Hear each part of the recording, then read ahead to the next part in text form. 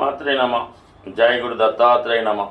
ఈ వీడియోలో మనం నవంబర్ 15 నుంచి రుజుమార్గంలోకి మారబోతున్న శని భగవానుని యొక్క ప్రభావం సింహరాశి వారి మీద ఏ విధంగా ఉండబోతుంది అని పరిశీలించినప్పుడు, ప్రస్తుతం శని భగవానుడు ఈ సింహరాశి వారికి సప్తమ భావంలో ఉంటూ వక్రగమనం వల్ల 6వ భావ ఫలితాన్ని ఇవ్వడం జరిగింది. అంటే ఒక విధంగా 6, 7 భావ ఫలితాలు కలిసి ఇవ్వడం జరుగుతుంది. ఇది ముఖ్యంగా ఏంటండి, శత్రువులు, రోగాలు, ఆర్థికపరమైన సమస్యలు, ఆ విధంగానే మరియు వ్యాపారంలో పార్ట్నర్సు, వృత్తి సంబంధించిన విషయాలు, భార్యాభర్తల మధ్య అన్యోన్యత, అలాగే వివాహ ప్రయత్నాలు, ఇవన్నీ కూడా ఏదో విధంగా జాతకుడికి ఆటంకం కలిగిస్తూ చివరి నిమిషంలో శ్రమాంతర విజయాన్ని రావడం జరిగింది. అంటే బాగా మనం అలసిపోయిన తర్వాత ఇంకా దాని మీద చికాకు వచ్చిన తర్వాత అయినట్టు అనిపిస్తూ ఉంది. ఒక విధంగా చాలా ఇబ్బంది పెట్టే స్థితిలో శని భగవానుడు ఉండడం జరుగుతుంది. అయితే శ్రమ పడిన తర్వాత, బాగా దానికోసం కృషి చేసిన తర్వాత జాతకుడికి అర్హత ఉన్నది అని శని భగవానుడు అనుకుంటే అది ఖచ్చితంగా ఇవ్వడం జరుగుతూ ఉంటుంది. మరి ముఖ్యంగా ఏమవుతుందంటే, ఈ శని లాంటి పాపగ్రహాలు అంటే శని కానీ, కుజుడు కానీ, రాహుకేతువులు గోచారరీత్యా ఒక భావంలోకి వచ్చినప్పుడు ఆ భావం యొక్క చెడు ఫలితాలు మాత్రం ఎంబటనే ఇవ్వడం జరుగుతూ ఉంటుంది. అలాగే ఆ రాశి విడిచిపెట్టి వెళ్ళిపోయే ముందు శుభ ఫలితాలు ఇవ్వడం జరుగుతూ ఉంటుంది. మరి ప్రస్తుతం శని భగవానుడు సప్తమంలో ఉన్నాడు. అంటే సప్తమం ఏం చెప్తుంటుంది, సాధారణంగా వివాహ ప్రయత్నాలు, అంటే భార్యాభర్తలు చెరో చోట ఉద్యోగం చేస్తుంటే ఒక చోట ఉందామనే ఆలోచన. సో అలాగే మొత్తం మీద ఏంటంటే మరి ఉద్యోగ ప్రయత్నాలు, అంటే శని సప్తమ భావం అన్నది దశమానికి దశమం అవుతుంటుంది. అందుకని సప్తమం బాగుంటేనే దశమ వృత్తి కూడా బాగుంటుంది. అందువల్ల కామన్గా ఏంటంటే ఎవరికైతే ఉద్యోగం చాలా బ్రహ్మాండంగా ఉంటుందో వాడు వైవాహిక జీవితం బ్రహ్మాండంగా ఉంటుంది. సో ఆ కారణం వల్ల ఏంటంటే వృత్తి కొరకు చేసే ప్రయత్నాలు కూడా మరి సాధారణంగా సింహరాశి వారు పెద్ద స్థాయి ఉద్యోగాల కోసం ప్రయత్నం చేస్తుంటారు. ముఖ్యంగా సివిల్స్ లాంటివి, గ్రూప్ 1 ట్రై చేస్తుంటారు. అటువంటి వాళ్ళకి ఏమవుతుంటుందంటే చిన్న ఉద్యోగం లాంటిది ఏదో వస్తూ ఉంటుంది, వాళ్ళు వదులుకోవడం జరుగుతూ ఉంటుంది. మరి ఈ కారణం వల్ల అదొకటి. అదే ఇదే సింహరాశిలో ఉన్నటువంటి అమ్మాయిలు ప్రస్తుతం సప్తమంలో శని ప్రభావం వల్ల వాళ్ళ పేరెంట్స్ కానీ వీళ్ళు కానీ వివాహ ప్రయత్నాలు చేస్తున్నప్పుడు వీళ్ళు ఒక గోల్ పెట్టుకుంటారు, అబ్బాయి చాలా అందంగా ఉండాలి, మంచి పొజిషన్లో ఉండాలి అని. కామన్గా అందరికీ ఉన్నట్టే సింహరాశి వారికి అంటే వాళ్ళు ఏదన్నా ప్రెస్టేజ్ ఫీల్ అవుతుంటారు అనమాట. నా భర్త ఎంత గొప్పగా ఉండాలి అనుకున్నటువంటి ఫీలింగ్లో వాళ్ళు కూడా వచ్చిన సంబంధాలు వదులుకోవడం జరుగుతుంది. ఇది కొంతకాలంగా ఇంచుమించుగా 2 సంవత్సరాలుగా కూడా జరిగి ఉండవచ్చు. మరి అటువంటి వాళ్ళు ఎవరైతే అమ్మాయిలు మంచి ఉత్తమమైనటువంటి అబ్బాయి కోసం ఎదురు చూస్తున్నారో, అలాగే అబ్బాయిలు ఎవరైతే మంచి ఉద్యోగం కోసం అంటే ఏదైనా గ్రూప్ 1 సివిల్స్ లాంటి కోసం చూస్తున్నారో వారి యొక్క ఆశయం నెరవేరడానికి అనుకూలమైనటువంటి సమయం ఇప్పుడు ప్రారంభమైంది.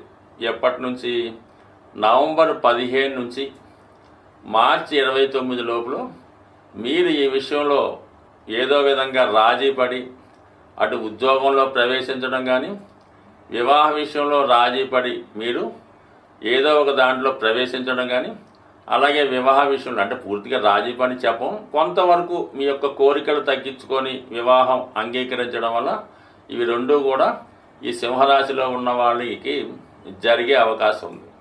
సో ఇది ముఖ్యంగా ఎందుకు చెప్పడం జరుగుతుందంటే, మార్చి 29వ తారీఖు తర్వాత శని భగవానుడు అష్టమ స్థానంలోకి వెళ్ళడం జరుగుతుంది. ఈ అష్టమ స్థానంలోకి వెళ్ళినప్పుడు ఏమవుతుందంటే చాలా వరకు వచ్చిన అవకాశాలు అప్పుడు రాకపోవడం, అలాగే చివరి నిమిషంలో ఫెయిల్ అవ్వడం అవి జరుగుతుంటాయి. సో ఈ కారణం వల్ల ఖచ్చితంగా కొంత మేలుకొని కొంతవరకు మీరు ఏదో ఒక విషయంలో రాజీ పడాలి.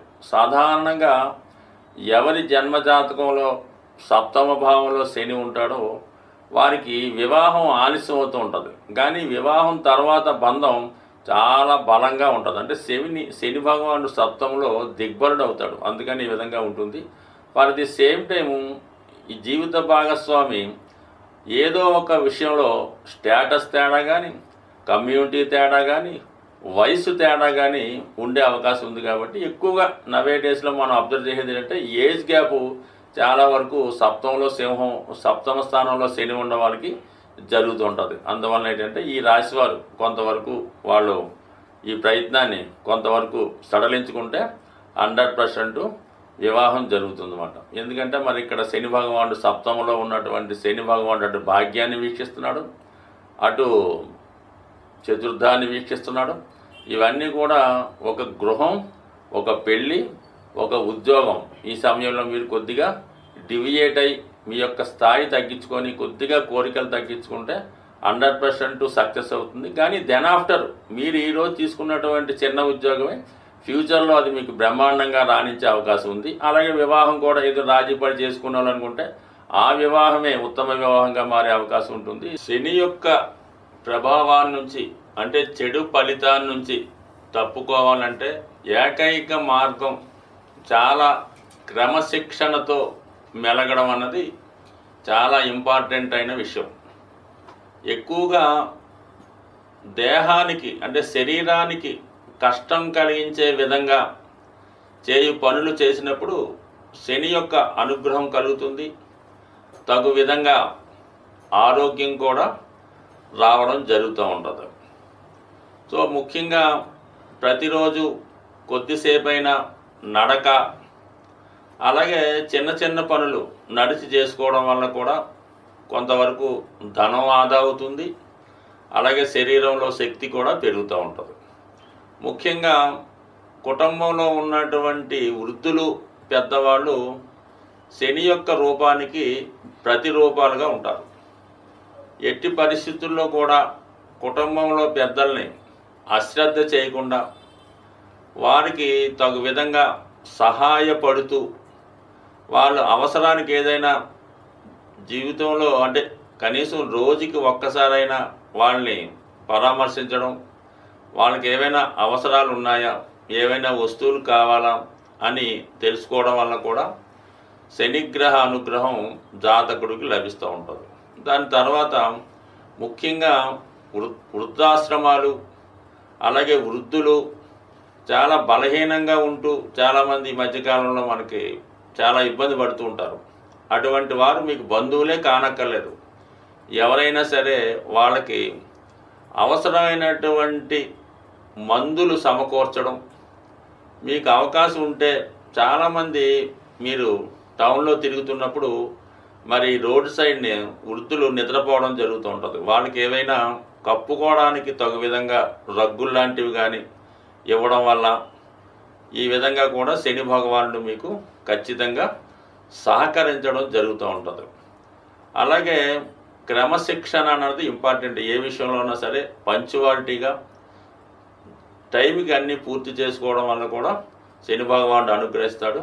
అయితే శని యొక్క అనుగ్రహానికి అనుకూలమైనటువంటి సమయం ఇది. అదృష్టవశాత్తు మనకి ఇప్పుడు ఈ కార్తీక మాసం మనకి దీపావళి మర్నాడు నుంచే ప్రారంభం అవడం జరుగుతుంది. కాబట్టి ఎవరైనా సరే వీలైతే ఈ కార్తీక మాసంలో వచ్చే 30 రోజులు విధి విధానంగా ఏ సమయమైనా పర్లేదు ఒక్కసారి శివాలయాన్ని దర్శించుకోవడం, ఏదో ఒక దీక్ష తీసుకోవడం మంచిది. లేదంటే 4 సోమవారాలు, 4 మంగళవారాలు, 4 లక్షవారాలు ఈ విధంగా వీలైతే ఉపవాసం ఉండి మరి ఆ భగవంతుణ్ణి మనసారా ఆరాధించడం వల్ల అటు శివుని యొక్క అనుగ్రహానికి, అటు విష్ణుమూర్తి అనుగ్రహానికి పాత్రులవుతారు. ముఖ్యంగా అది చాలా గొప్ప విషయం ఏంటంటే సామూహికంగా ఈ కార్తీక మాసంలో వనభోజనాలని ఉసిరి చెట్టు కింద భోజనాలు చేయడం జరుగుతూ ఉంటుంది. అలా వీలుంటే ఒక్కసారి మీరు కూడా ఈ ఉసిరి చెట్టు కింద మరి చక్కగా అందరితో కలిసి సహంగా భోజనం చేయడం వల్ల మీరు వీలుంటే కొంతమందికి మీరు ఇటువంటి భోజనాలు ఏర్పాటు చేయడం వల్ల కూడా ఖచ్చితంగా ఈ అనుగ్రహం మీ మీద లభిస్తూ ఉంటుంది. అలాగే ఈ కార్తీక మాసంలో లక్ష్మీ అమ్మవారికి ఈ ఉసిరికాయలు అంటే పెద్ద ఉసిరికాయలు కనీసం అంటే లెక్కతో సంబంధం లేదు, కొన్ని అమ్మవారికి సమర్పించి అవి మీ దగ్గర మీ ఇంట్లో దాచుకొని వీలైనప్పుడు దాన్ని ఉపయోగించడం వల్ల కూడా మరి లక్ష్మీ అనుగ్రహం, శివుని అనుగ్రహం ఇవన్నీ కూడా ఈ కార్తీక మాసంలో మీకు లభిస్తూ ఉంటాయి. కాబట్టి ఎవరి ఆచారాన్ని బట్టి, ఎవరి అవకాశాన్ని బట్టి విధి విధానంగా ఇది పాటించండి. ఇవేమీ చేయలేము అనుకున్న వాళ్ళు కేవలం ఓం నమశివాయ అనే శివ పంచాక్షరి మంత్రాన్ని, దానికి ఏమీ సమయం అక్కర్లేదు, మాసము అక్కర్లేదు, నెల అక్కర్లేదు, మీకు ఎప్పుడు తోస్తే అప్పుడు ఈ యొక్క మంత్రాన్ని మీరు కనీసం మీకు ఎన్నిసార్లు వీలైతే అన్నిసార్లు మనసులో అనుకున్నా సర్లేదు, బయటికి అనుకున్నా పర్లేదు, ఖచ్చితంగా చేయడం వల్ల మరి ఎంత రుణ బాధలున్నా, ఎంత ఈది బాధలున్నా వాటి నుంచి ఈ శివనామ స్మరణతో 100% బయటపడడం జరుగుతుంది. స్వస్తి.